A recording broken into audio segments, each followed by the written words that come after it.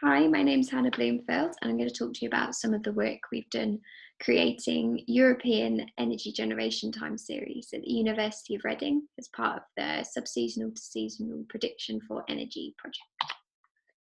So why do we need really long time series of data? Well, we know energy systems are rapidly changing to meet climate mitigation targets. So metered data from previous years might contain large trends, and it means that past year's data are a lot less useful as they're less relevant for the current system setup. Climate variability is also extremely important to account for. So year-to-year variations in weather can cause very large differences in power system modelling results. An example here shows that over the course of a 40-year period, annual mean capacity factors over GB can vary from 23 up to 38%, which would have large impacts on power system modelling results. So to make very long data sets of demand, wind and solar power, we use reanalysis data. So if you're not familiar with this term, reanalysis can be thought of as a weather model which is run including all past observations. The gaps in this are then filled using a technique called data assimilation, and the result is a complete gridded record of weather data over many years. You can kind of visualize this as a puzzle where your missing pieces are where you don't have observations, but through looking at all the surrounding grid squares, you can work out what that puzzle piece should look like. So we've used two different reanalysis data sets, ERA 5 and MERA 2, both from different weather centres.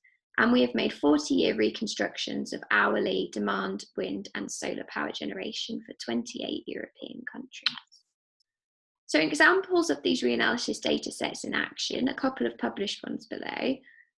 One thing you can look at is how different system variables might respond to increasing renewable generation, which is what's happening on the left.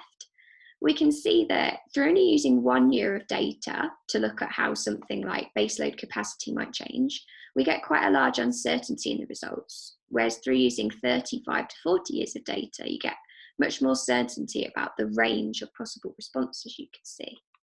Another thing you can do is to put recent events into a long-term context.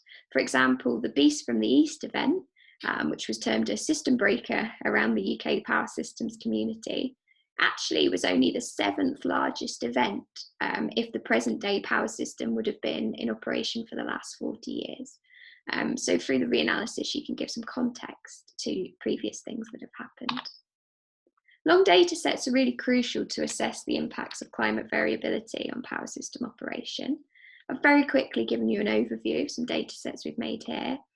The models all include a power system setup similar to 2017, but they're readily adaptable to changing the amount of renewable generation you might want represented on request.